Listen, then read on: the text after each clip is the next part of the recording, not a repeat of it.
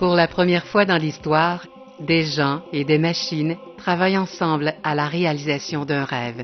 Une force solidarisante ne connaissant aucune frontière géographique, sans souci de race, croyance ou couleur.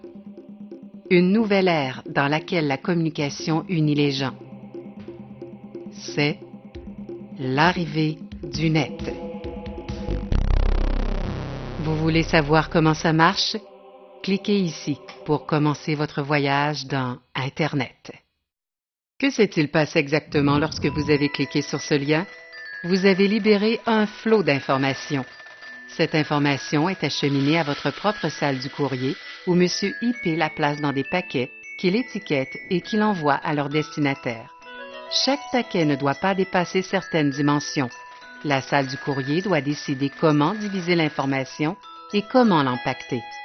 Le paquet IP a maintenant besoin d'une étiquette contenant des informations importantes comme l'adresse de l'expéditeur, l'adresse du destinataire et le type du paquet.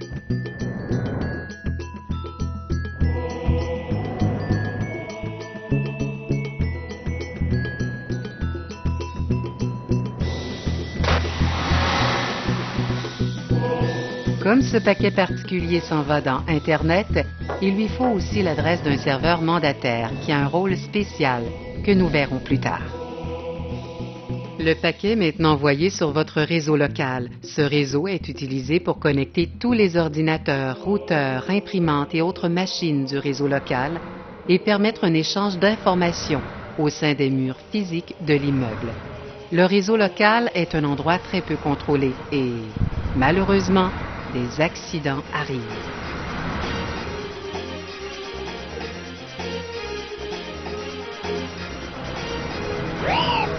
L'autoroute du réseau local est pleine de toutes sortes d'informations. On y trouve les paquets IP, les paquets Novel, les paquets AppleTalk. Ils se déplacent à contresens comme d'habitude. Le routeur local lit l'adresse sur l'étiquette et, au besoin, transfère le paquet sur un autre réseau. Ah, le routeur! Un symbole de contrôle dans un monde apparemment désorganisé.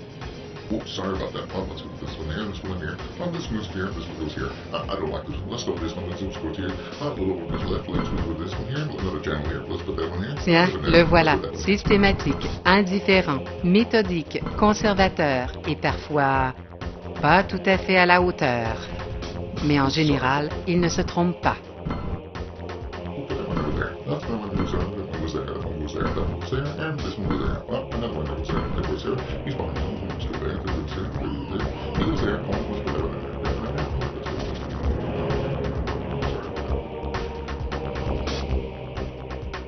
En quittant le routeur, les paquets se dirigent vers l'intranet de votre entreprise et vont droit au commutateur du routeur.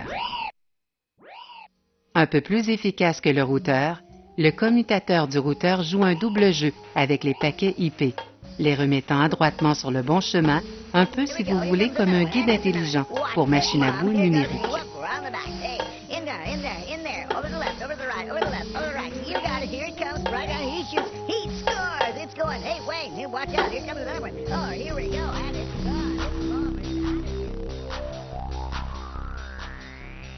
Lorsque les paquets arrivent à destination, ils sont ramassés par l'interface du réseau, prêts à être acheminés au niveau supérieur, c'est-à-dire chez le mandataire.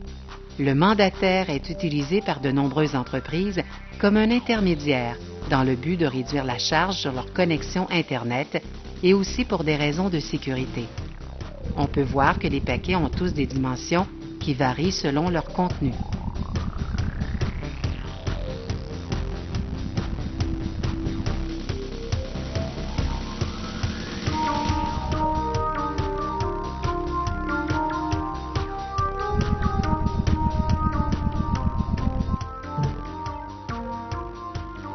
Le mandataire ouvre le paquet et il cherche l'adresse web ou URL.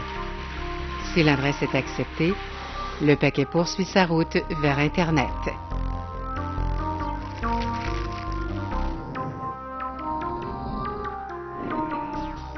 Il existe cependant des adresses qui sont rejetées par le mandataire, c'est-à-dire en vertu des directives de la direction de votre entreprise. Ces paquets sont traités de façon sommaire. Nous n'allons pas toucher à cela. Par contre, si l'adresse est acceptée, le paquet reprend sa route.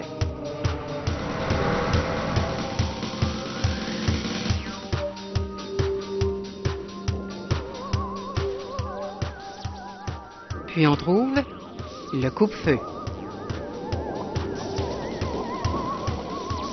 Le coupe-feu d'une société sert à deux choses.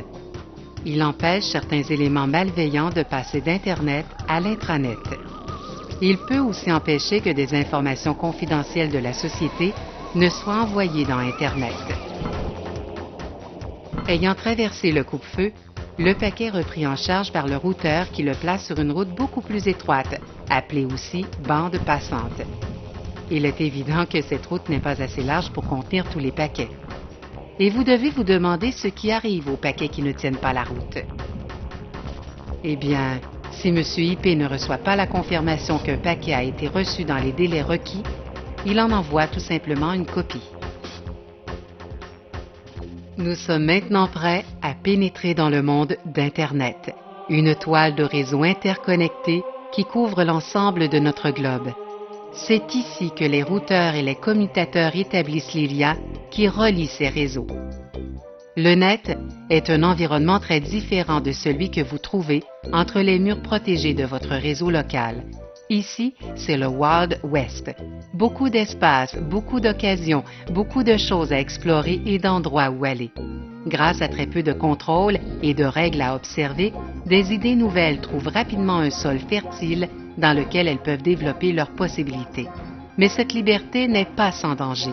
On ne sait jamais quand on va se trouver face à face avec l'effroyable sondeur de la mort. Une version spéciale d'un sondeur normal qu'un imbécile a conçu pour mettre la pagaille chez des hôtes qui ne se méfient pas. Nos paquets voyagent en empruntant divers moyens de transport comme les satellites, les lignes téléphoniques, les transmissions sans fil et même les câbles transocéaniques. Ils ne prennent pas toujours le chemin le plus rapide ou le plus court, mais ils arrivent éventuellement à destination. Enfin, presque tout le temps. C'est pourquoi Internet veut aussi dire prendre son mal en patience.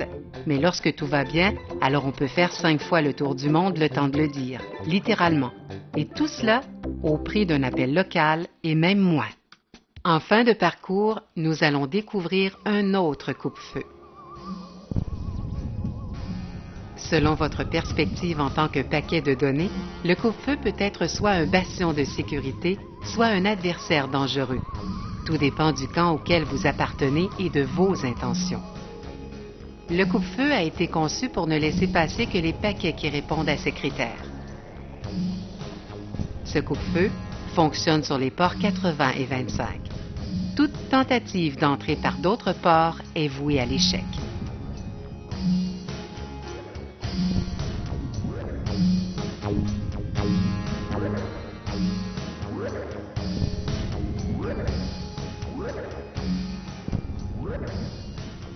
Le port 25 est utilisé pour les paquets de courriel, alors que le port 80 sert d'entrée aux paquets provenant d'Internet et se dirigeant vers le serveur Web.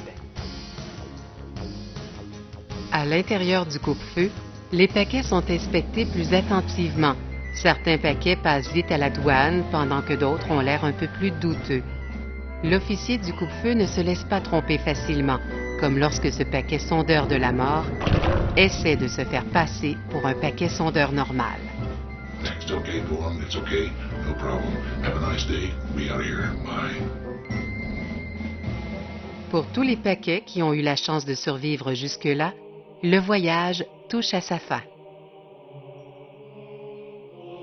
Il ne leur reste plus qu'à s'aligner sur l'interface pour se voir transportés dans le serveur Web.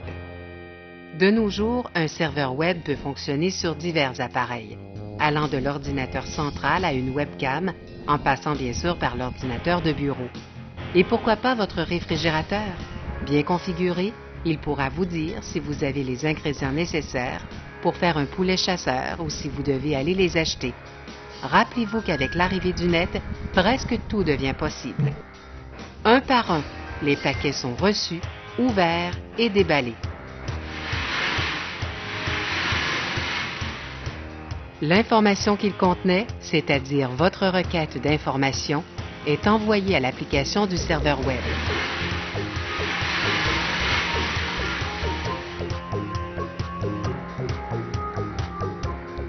Le paquet lui-même est recyclé.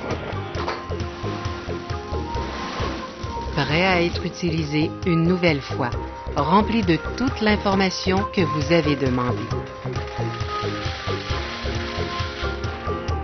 Adressé et remis sur le chemin du retour vers vous.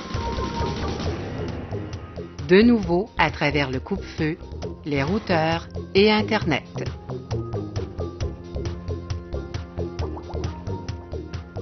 De retour au travers du coupe-feu de votre entreprise. Sur votre interface. Prêt à fournir à votre navigateur web l'information que vous avez demandée, c'est-à-dire ce film.